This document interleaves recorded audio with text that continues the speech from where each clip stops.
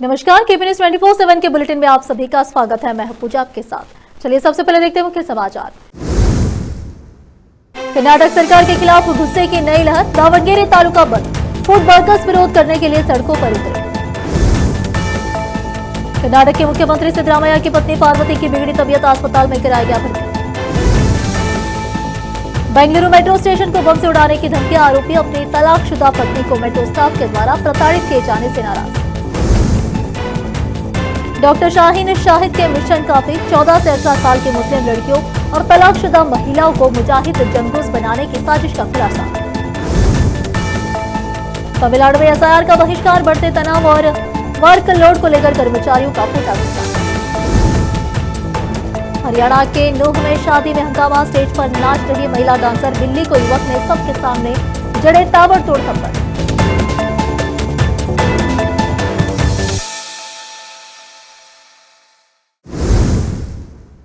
अब समाचार विस्तार से।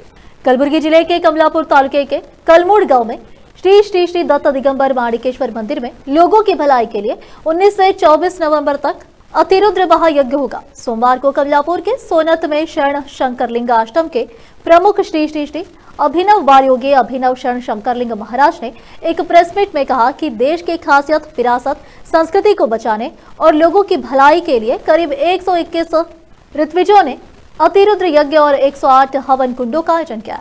इसमें काशी और केदार से वैदिक स्कूल की पढ़ाई करके आए हुए बच्चे हिस्सा लेंगे। उन्होंने कहा कि 18 साल के बच्चों को वैदिक शास्त्रों का पाठ करने के लिए लाया जा रहा है। उन्होंने कहा कि इस होम हवन प्रोग्राम के लिए करीब 300 जोड़ों ने रजिस्टर किया है और अभी भी रजिस्टर करने के लिए समय है। उन्होंने कहा कि सभी भक्तों को इस अतिरुद्र यज्ञ प्रोग्राम में बड़ी संख्या में भाग लेना चाहिए। चिटगोपा से अजीम की रिपोर्ट।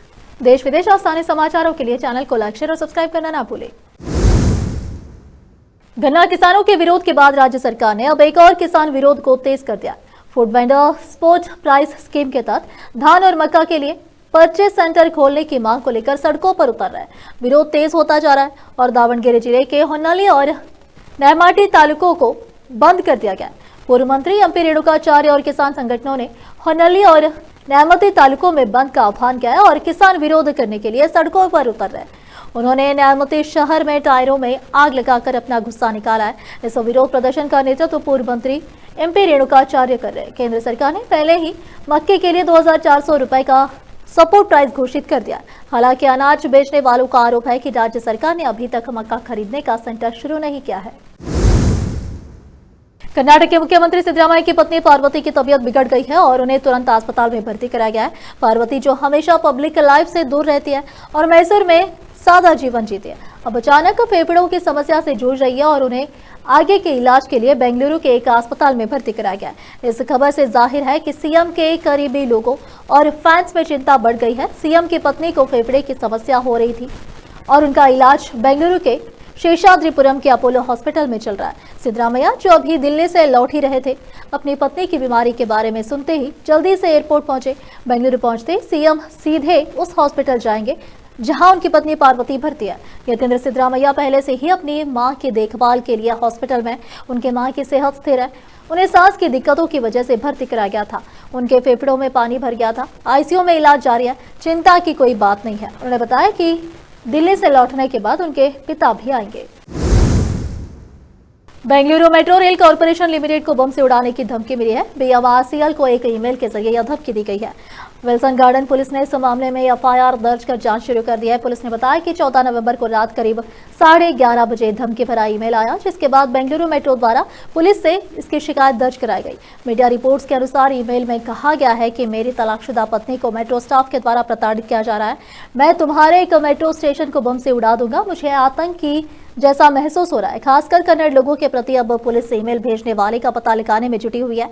धमकी मिलने के बाद बेंगलुरु मेट्रो के विभिन्न स्टेशनों की सुरक्षा व्यवस्था बढ़ा दी गई है और लोगों के सामान की सघन तलाशी ली जा रही है। हाल ही के समय में कई स्कूलों, रेलवे स्टेशन आदि जगहों को बम से उड़ाने की धमकी दी गई है। बीते महीने कर्नाटक के मुख्यमंत्री के आवास को भी बम से उड़ाने की धमकी दी गई।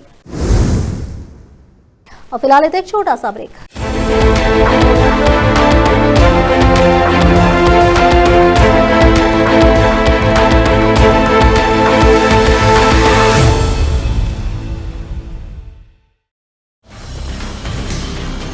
हिंदुस्तान के हर कोने में हम हैं मौजूद। 24 घंटे हालात पर गहरी नजर, खबरों से जुड़े चुपते सवालात और आपको दिखाता है धार्मिक, सामाजिक, राजनीतिक, लोकल और इंटरनेशनल न्यूज की सबसे बेहतर कवरेज, जो आपको रखती है हर पल बाखबर। देश और दुनिया भर की खबर के लिए देखते रहें केपी न्यूज 24/7।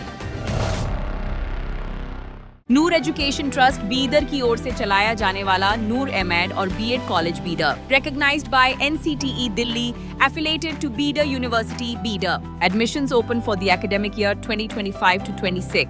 विशेषज्ञ और सक्षम शिक्षकों द्वारा शिक्षा प्राप्त करने के लिए नूर एमएड और बीएड कॉलेज बीदर में दाखिला लें और शांत वातावरण में उच्च स्तरीय शिक्षा प्राप्त करें। बीदर शहर में बेहतर शिक्षा का एकमात्र केंद्र नूर एमएड और BEd college Bidar. For more details contact Noor colony near horticulture centre, Haladgiri के Hyderabad road, Bidar 585403 Karnataka, India. Phone numbers 9945283920, 8050172745।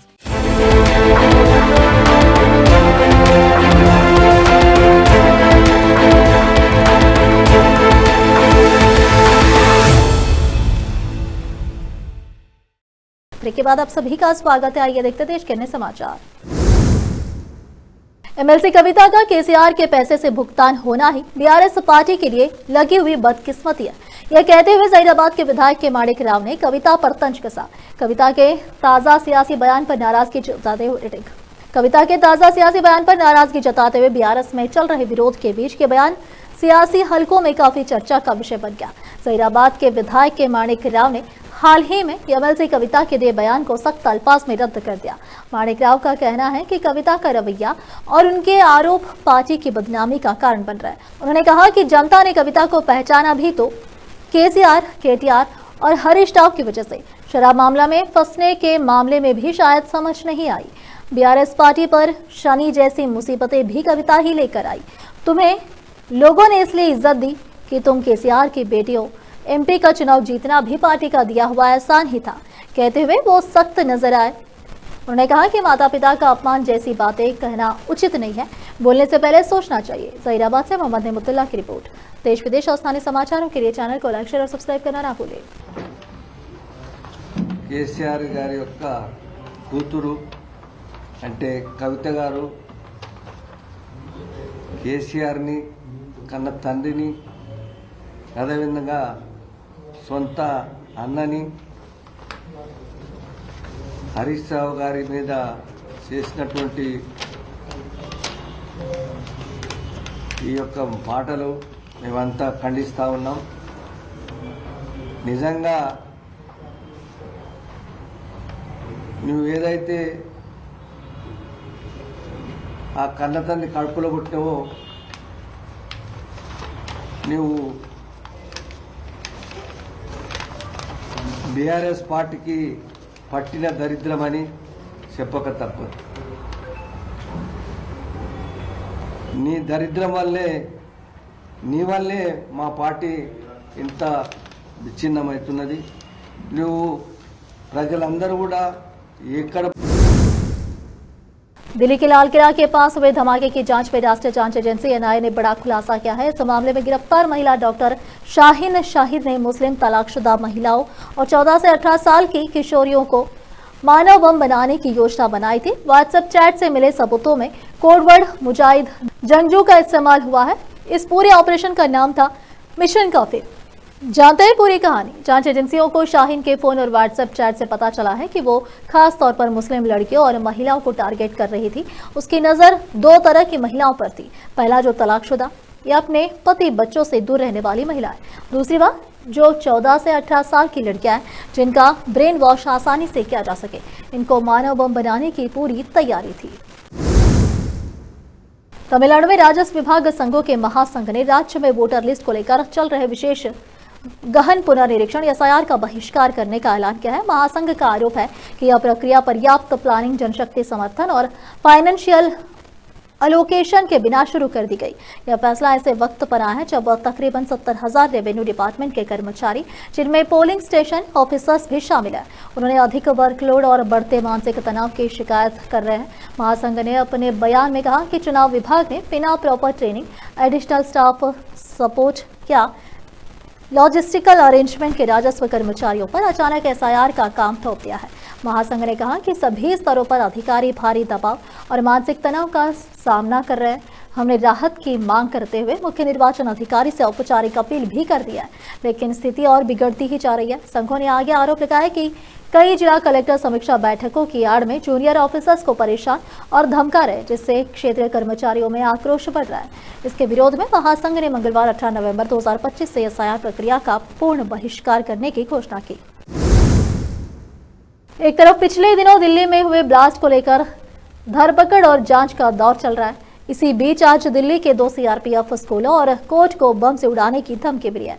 राजधानी में मौजूद पटियाला, साकेत और द्वारका कोर्ट को भी बम से उड़ाने की धमकी मिली है। धमकी के बाद पुलिस ने तुरंत अलर्ट जारी किया और बम स्क्वाड व डॉग स्क्वाड ने जांच तेज कर दी। सूत्रों के मुताबिक जैश ए मोहम्मद आतंकी संगठन के नाम पर यह ईमेल भेजा गया था, जिसके बाद सतर्क होकर टीम ने सभी जगह चेकिंग अभियान चलाया। हालांकि अभी तक जांच में किसी तरह का बम नहीं मिला है। ईडी ने लाल किला कार विस्फोट मामले में मुख्य भूमिका निभाने वाले फरीदाबाद के अल फलाह विश्वविद्यालय के न्यासियों और प्रवर्तकों के खिलाफ दिल्ली राष्ट्रीय राजधानी क्षेत्र एनसीआर में मंगलवार को एक साथ छापेमारी की। अधिकारियों ने बताया कि संघीय जांच एजेंसी के कई दलों ने सुबह 5:15 से अल फलाह ट्रस्ट और विश्वविद्यालय प्रतिष्ठान के कम से कम 25 परिसरों की तलाशी ली। अब फिलहाल एक और छोटा सा break. Noor education trust Bidar की ओर से चलाया जाने वाला नूर एमएड और BEd college Bidar, recognized by NCTE Delhi, affiliated to Bidar University, Bidar. Admissions open for the academic year 2025 to 26. विशेषज्ञ और सक्षम शिक्षकों द्वारा शिक्षा प्राप्त करने के लिए नूर एमएड और बीएड कॉलेज बीदर में दाखिला लें और शांत वातावरण में उच्च स्तरीय शिक्षा प्राप्त करें।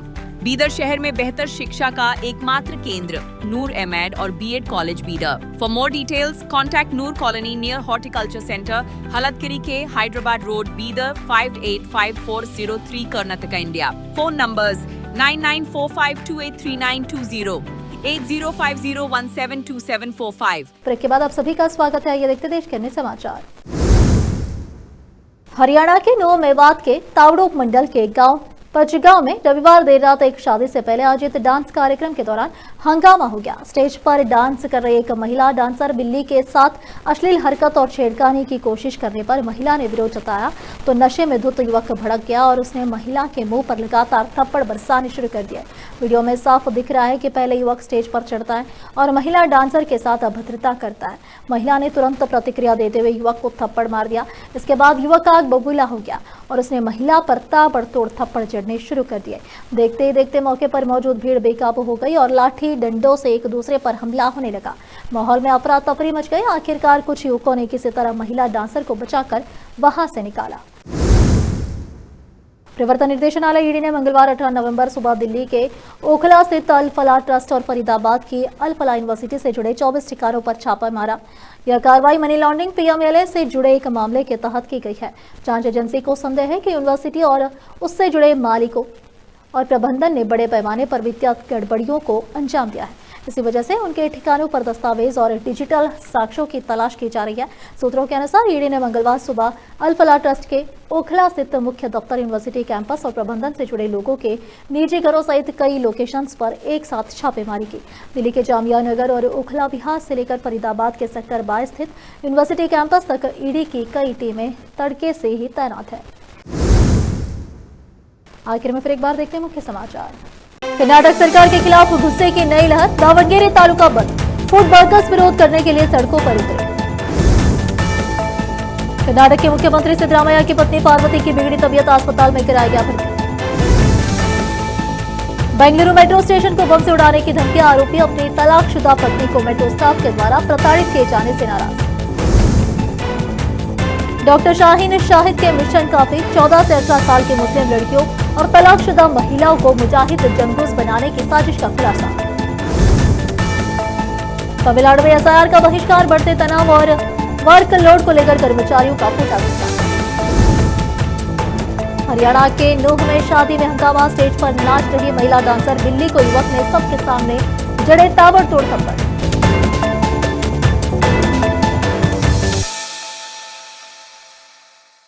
केपी न्यूज के इस बुलेटिन में इस वक्त के लिए इतना ही। देश विदेश और स्थानीय समाचारों के लिए देखते रहिए आपका अपना चैनल केपी न्यूज 24/7।